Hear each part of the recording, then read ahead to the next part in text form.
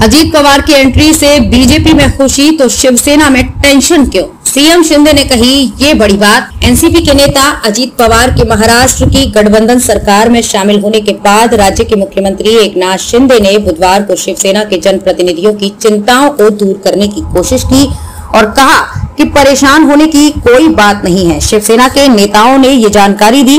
उन्होंने बताया कि शिंदे ने शिवसेना विधायकों, एमएलसी और सांसदों की बैठक की अध्यक्षता की।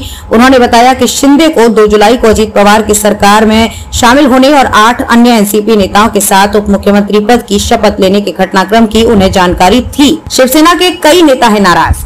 अजीत पवार की अगुवाई वाले एनसीपी के गुट के 1 साल पुरानी शिंदे बीजेपी की सरकार में शामिल होने को लेकर शिवसेना के जनप्रतिनिधियों के एक वर्ग ने कुछ चिंताएं व्यक्त की हैं।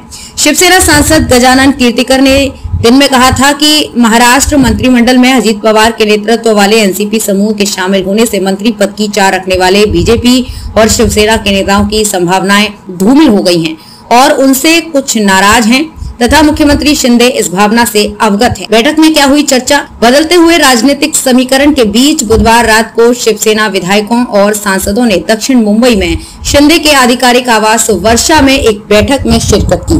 पार्टी के एक सांसद ने कहा कि बैठक में कई मुद्दों पर चर्चा हुई, जैसे संसद के साथ साथ राज्य विधानमंडल का मानसून सत्र और पार्टी के संगठन को मजबूत करना।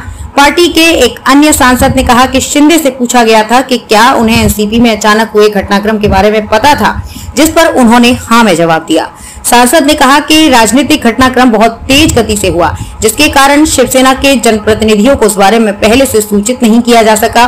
सांसद ने कहा कि मुख्यमंत्री ने इस बात पर जोर दिया कि अजीत पवार के नेतृत्व वाले एनसीपी समूह के सत्तारूढ़ गठबंधन में शामिल होने से पार्टी जनप्रतिनिधियों को ही मदद मिलेगी। शिवसेना एक एमएलसी ने बताया, उन्होंने कहा कि चिंता की कोई बात नहीं है क्योंकि बीजेपी और शिवसेना 1 साल से सरकार में है और एनसीपी अजीत पवार के नेतृत्व वाला गुट के सरकार में शामिल होने से इनके कामकाज पर कोई असर नहीं पड़ेगा।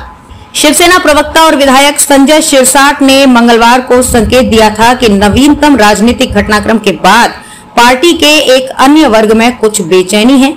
अजीत पवार खेमे से 9 मंत्रियों के शामिल होने के बाद शिंदे फडणवीस कैबिनेट में कुल 29 मंत्री हो गए हैं, जबकि 14 पद अभी भी खाली हैं।